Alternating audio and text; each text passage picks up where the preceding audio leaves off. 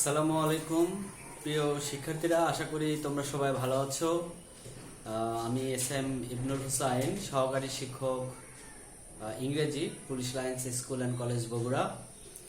আমি আজকে তোমাদের দশম শ্রেণীর ইংরেজি সেকেন্ড পেপার তোমাদেরকে পড়াবো এবং এই বিষয়ে আমরা এর আগে একটি ক্লাস নিয়েছি এবং আমাদের আজকের আলোচ্য বিষয় হচ্ছে sentence, simple, complex and compound. এবং আমরা প্রথম পর্বের ক্লাসে দেখেছি যে সেন্টেন্স তিন প্রকার, গঠন অনুযায়ী সেন্টেন্স তিন প্রকার: সিম্পল সেন্টেন্স, কমপ্লেক্স এবং কম্পাউন্ড। আর এই আইটেমটা তোমাদের থাকে হচ্ছে transformation of sentences. Transformation of সেন্টেন্সে 10টি বাক্য দেওয়া থাকে। এই 10টির মধ্যে কমপক্ষে ন্যূনতম 3টা বাক্য ধরো এই সিম্পল, কমপ্লেক্স অ্যান্ড কম্পাউন্ড থেকে দেওয়া থাকে। তো আজকে গত ক্লাসে আমরা সিম্পল, কমপ্লেক্স অ্যান্ড কম্পাউন্ডের বেসিক কিছু আলোচনা করেছিলাম, মানে পরিচিতি পর্ব, যে কিভাবে আমরা একটা সিম্পল সেন্টেন্সকে চিনব, কিভাবে কমপ্লেক্স এবং কম্পাউন্ড সেন্টেন্সকে আইডেন্টিফাই করব। তো গত ক্লাসে আমরা এগুলো পড়েছি। আমরা আজকে পরিবর্তন করা শিখব, কারণ পরীক্ষাতে কিন্তু তোমাদের কখনো বলবে না যে সিম্পল সেন্টেন্স কাকে বলে, কিন্তু তোমাদের পরীক্ষাতে একটি বাক্য দেয়া থাকবে। সেই বাক্য থেকে তোমাদের ডান পাশে ইনস্ট্রাকশন থাকবে যে এটা তোমাকে কোন সেন্টেন্সে পরিবর্তন করতে হবে, যে কমপ্লেক্স না কম্পাউন্ড না সিম্পল। তো প্রথমেই তুমি যখন সিম্পল, কমপ্লেক্স এবং কম্পাউন্ড পরিবর্তন করতে যাবে, তোমাকে কয়েকটা বিষয়, মানে কয়েকটা ধাপে এগোতে হবে। ধরো একটি বাক্য দেয়া আছে এবং তার ডান পাশে লেখা আছে যে এটাকে সিম্পল সেন্টেন্সে পরিবর্তন করতে হবে। তো অ্যাট ফার্স্ট তোমাকে যেটা লক্ষ্য করতে হবে যে বাক্যটা দেয়া আছে এটা কিন্তু ওখানে বলা থাকবে না যে এটা কি বাক্য দেওয়া আছে। তো এজন্য আমরা আগের ক্লাসে এই বিষয়গুলো আলোচনা করেছি, যেন বাক্যটা দেখে আমরা চিনতে পারি। তো যে বাক্যটা দেওয়া থাকবে সেইটা কি, এটা আগে তোমাকে আইডেন্টিফাই করতে হবে। যদি সেটা কমপ্লেক্স হয় বা কম্পাউন্ড হয় আর ডানে যদি লেখা থাকে সিম্পল, তাহলে তোমাকে বুঝতে হবে যে সেই প্রদত্ত কমপ্লেক্স থেকে তোমাকে সিম্পল সেন্টেন্স পরিবর্তন করতে হবে। চলো আজকে আমরা একটু বোর্ডে কিছু নিয়ম দেখব যে আমরা কিভাবে বাক্যগুলো পরিবর্তন করব। আমরা প্রথমে আজকে কমপ্লেক্স সেন্টেন্স থেকে সিম্পল সেন্টেন্সে বাক্যটা পরিবর্তন করব। তোমরা একটু বোর্ডের দিকে সবাই মনোযোগী হও এবং আশা করি যে তোমরা সবাই খাতা কলম নিয়ে আছো। তোমরা এটা দেখার পরে অবশ্যই বাড়িতে এগুলো বারবার প্র্যাকটিস করতে হবে। দেখো সবাই, আমরা আজকে পড়ব কমপ্লেক্স টু সিম্পল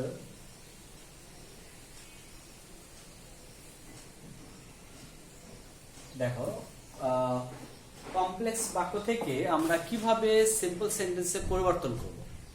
আমরা প্রথমেই কিছু নিয়ম তোমাদেরকে আজকে দেখাই দেব উদাহরণের মাধ্যমে। তো এই এক্সাম্পলগুলো তুমি বারবার প্র্যাকটিস করলে খুব সহজেই, এটা একটা অত্যন্ত সহজ বিষয়, তুমি সামান্য একটু পরিশ্রম করলে, ইফোর্ট দিলে তুমি খুব সহজেই কমপ্লেক্স থেকে সিম্পলে বাক্যগুলো পরিবর্তন করতে পারবে।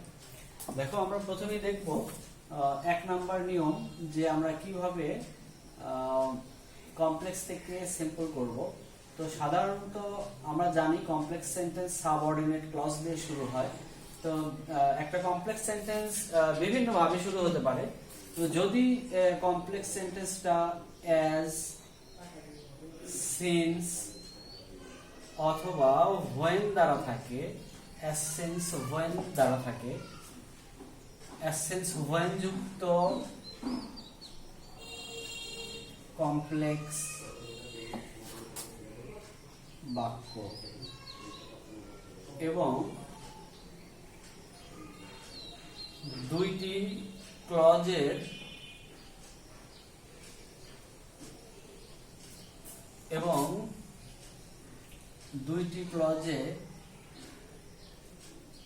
একই সাবজেক্ট থাকলে,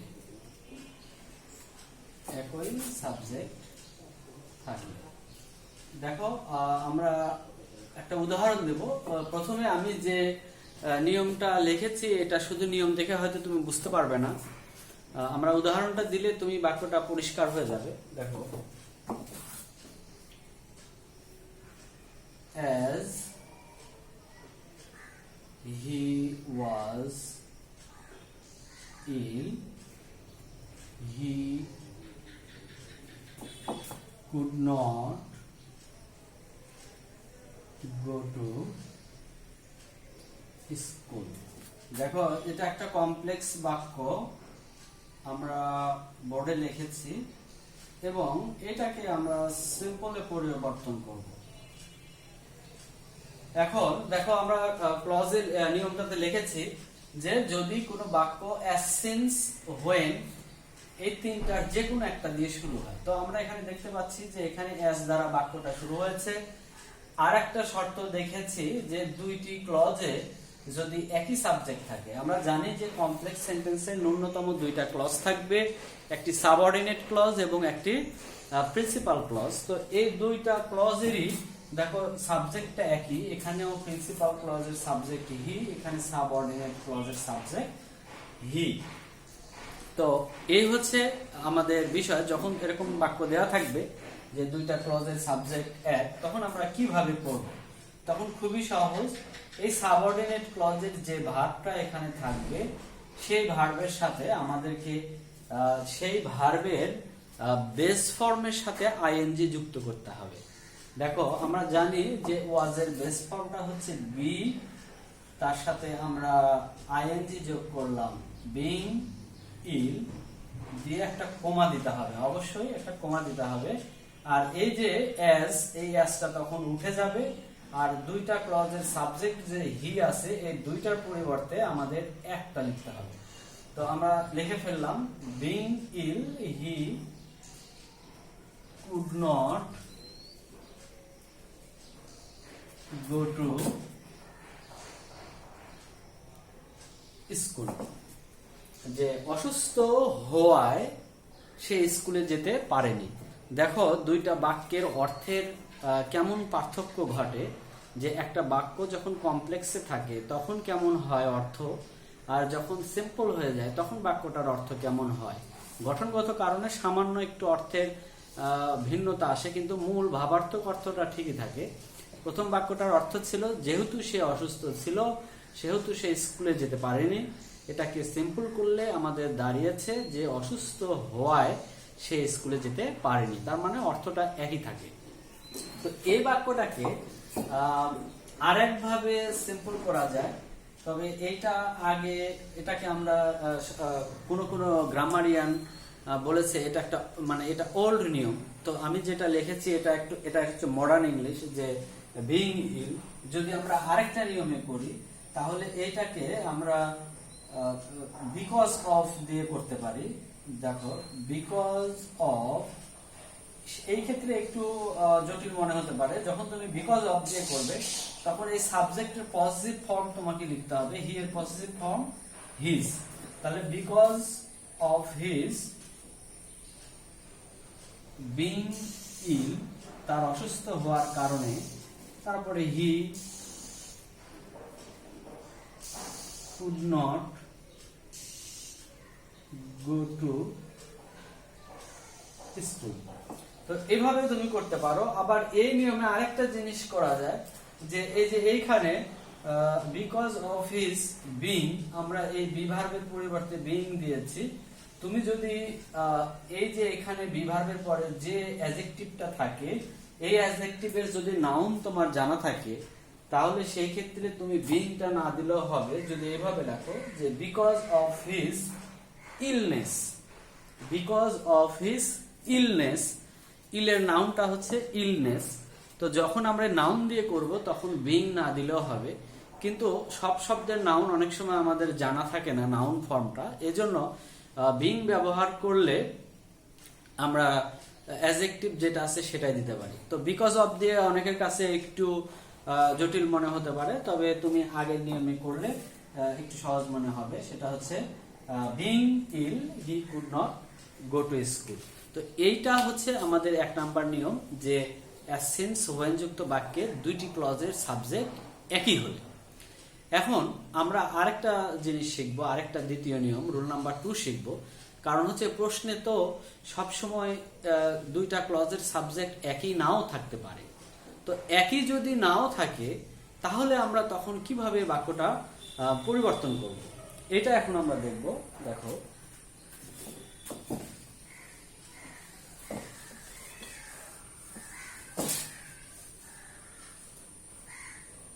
দেখো এখানে আমরা লিখলাম রুল নাম্বার 2, ক্লজে একই সাবজেক্ট এখানে লিখেছি, তো শুধু এখানে আমি একটু মডিফাই করলাম। এখানে আমরা লিখব ভিন্ন বা আলাদা সাবজেক্ট হলে। এখন দেখো ভিন্ন বা আলাদা সাবজেক্ট হলে কিভাবে আমরা বাক্যটা সিম্পলে পরিবর্তন করব, সামান্য একটু পার্থক্য আছে, এটা একটু খেয়াল করো। দেখো যে আমরা একটা কমপ্লেক্স বাক্য লিখি। দেখো কমপ্লেক্স এটা লিখলাম সিন্স, এবার সিন্স দিয়ে লিখলাম since the water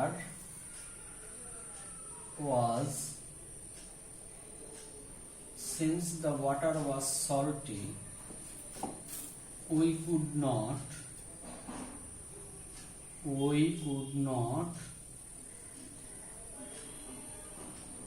drink it. দেখো এখানে একটা বাক্য আমরা লিখেছি যে since the water was salty, salty শব্দের অর্থটা হচ্ছে লবণাক্ত। যেহেতু পানি ছিল লবণাক্ত সেহেতু আমরা পানি পান করতে পারিনি। এখন দেখো এইখানেও আমরা জানি কমপ্লেক্স সেন্টেন্সে দুইটা ক্লজ থাকবে, একটা সাবঅর্ডিনেট ক্লজ, একটা প্রিন্সিপাল ক্লজ। তো আমরা 2 নাম্বার নিয়ম এটা। তো 2 নাম্বার নিয়মে আমরা আগেই বলেছি যে দুইটা ক্লজের যদি আলাদা সাবজেক্ট থাকে, তাহলে আলাদা সাবজেক্ট থাকলে আমরা কিভাবে করব। আলাদা সাবজেক্ট থাকে, দেখো এখানে কিভাবে আলাদা সাবজেক্ট, এখানে দেখো এই সাবঅর্ডিনেট ক্লজের সাবজেক্টটা হচ্ছে দা ওয়াটার, আর এইখানে প্রিন্সিপাল ক্লজের সাবজেক্টটা হচ্ছে উই। তাহলে এখানে ওয়াটার একটা সাবজেক্ট, এখানে উই একটা সাবজেক্ট। তো ওয়াটার মানে পানি আর উই মানে হচ্ছে আমরা, তার মানে হচ্ছে সাবজেক্ট দুইটা আলাদা, একই রকম হলো না। একই রকম যদি না হয় সেই ক্ষেত্রে আমরা এখন কিভাবে এটা পরিবর্তন করব। দেখো এটা আমরা সিম্পল সেন্টেন্সে পরিবর্তন করে ফেলবো খুব সহজেই। এটা সিম্পল সেন্টেন্সে দেখো এর আগে আমরা দেখেছি যে যখন দুইটা ক্লজের সাবজেক্ট একই থাকতো তখন ওই ক্লজ দুটার মানে দুইটা সাবজেক্ট একই হলে ওই দুইটার পরিবর্তে শুধু একবার লেখা লাগতো, একটা সাবজেক্ট লিখলেই হয়ে যেত। কিন্তু যখন দুইটা ক্লজের আলাদা সাবজেক্ট থাকবে তোমাকে দুইটা সাবজেক্টই উল্লেখ করতে হবে। কিভাবে উল্লেখ করতে হবে এটা আমরা একটু পরিবর্তন করে দেখি। যে দেখো এখানে আমরা লিখব the water, তখন এই ওয়াসটা এর বেস ফর্মের সাথে আইএনজি হবে। the water being salty, এরপরে অবশ্যই কমা দিতে হবে। তারপরে আমরা লিখব we could not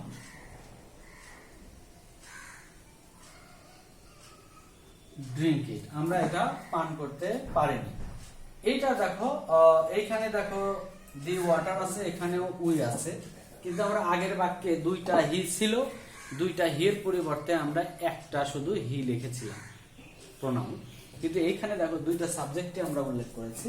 আরেকটা জিনিস দেখো যে যখন আমরা পরিবর্তন করলাম তখন এখানে আমরা একটা কমা দিয়েছি। অনেকে হয়তো মনে করে যে কমা না দিলেও হবে, বা যদি কোনো কারণে কমা না দিই, তো ইংরেজিতে পাংচুয়েশন, কমা, ফুল স্টপ এগুলো খুবই গুরুত্বপূর্ণ ভূমিকা পালন করে, কারণ এগুলোর সাথে বাক্যের অর্থের একটি গুরুত্বপূর্ণ সঙ্গতি রয়েছে। এজন্য অবশ্যই এখানে কমা দিতে হবে, কমা না দিলে বাক্যটা ভুল হবে।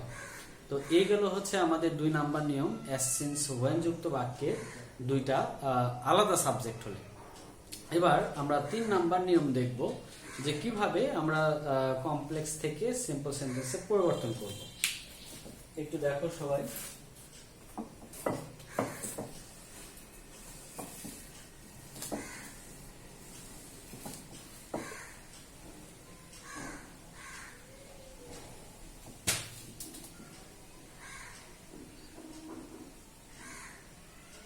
এখানে দেখো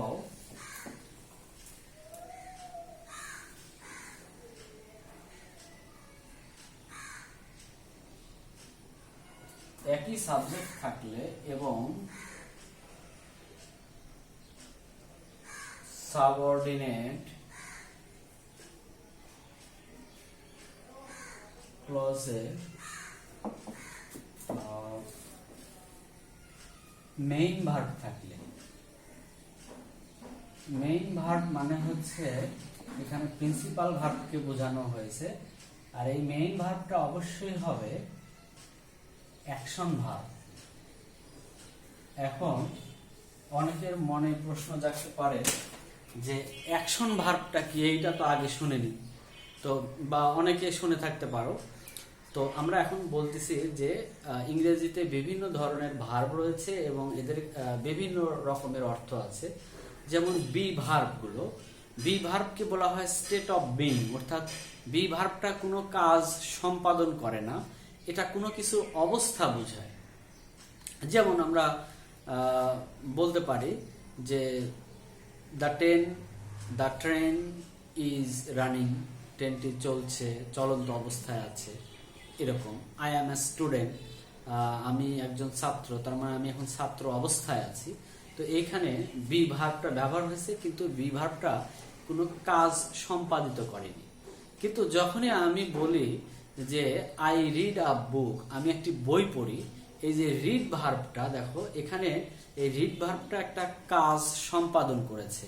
রিড মানে পড়া, পড়াটা একটা কাজ করা। তো যে ভার্বই কোনো না কোনো কাজ করে বা কাজ প্রকাশ করে, কর্ম সম্পাদন করে, এই সকল ভার্বকেই অ্যাকশন ভার্ব বলা হয়। তো আমরা এর আগের নিয়মগুলোতে দুইটা নিয়মে তোমরা লক্ষ্য করে দেখবে, অ্যাসেন্স যুক্ত বাক্যের সাবজেক্ট ভিন্ন বা আলাদা বা একই হলেও দেখবে দুইটাতেই আমরা বি ভার্ব দিয়ে করেছিলাম, ওয়াজ ছিল। কিন্তু এখন প্রশ্ন হচ্ছে যে সব সময় তো বি ভার্ব নাও থাকতে পারে, যদি কোনো অ্যাকশন ভার্ব থাকে, মানে কোনো কাজ করে এরকম কোনো ভার্ব থাকে, তাহলে আমরা বাক্যটা কিভাবে কমপ্লেক্স থেকে সিম্পলে পরিবর্তন করব। সেক্ষেত্রে তোমরা একটু বোর্ডের দিকে এই ইয়েটা লক্ষ্য করলে বুঝতে পারবে। উদাহরণটা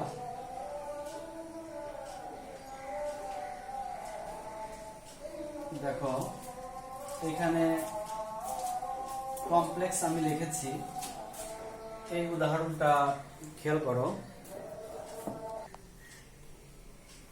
হ্যাঁ, তাহলে আমরা দেখতে পাচ্ছি যে দুইটা ক্লজে যদি একই সাবজেক্ট থাকে এবং যদি মেইন ভার্ব বা অ্যাকশন ভার্ব থাকে, আমরা উদাহরণটা দেখি। দেখো,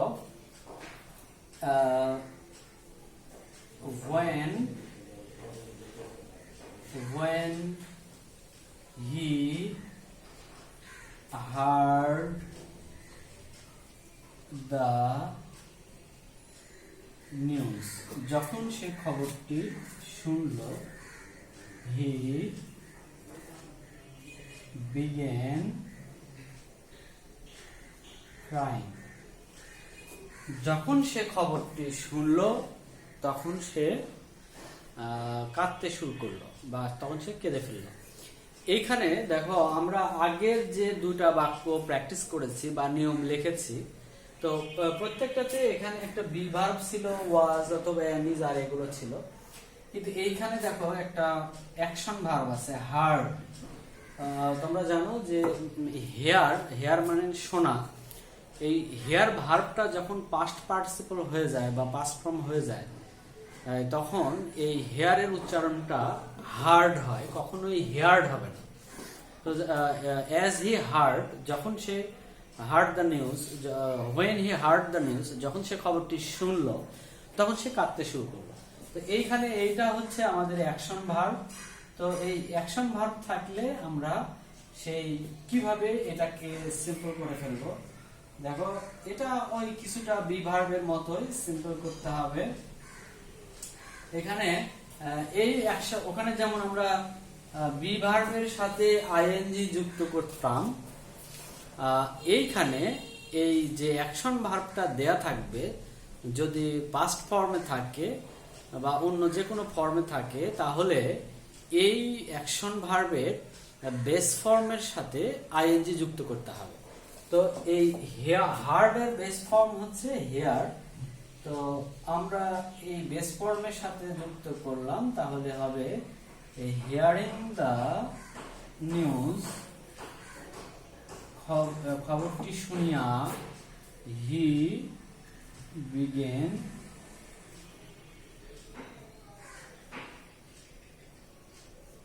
ক্রাইম, সে কাঁদতে শুরু করলো।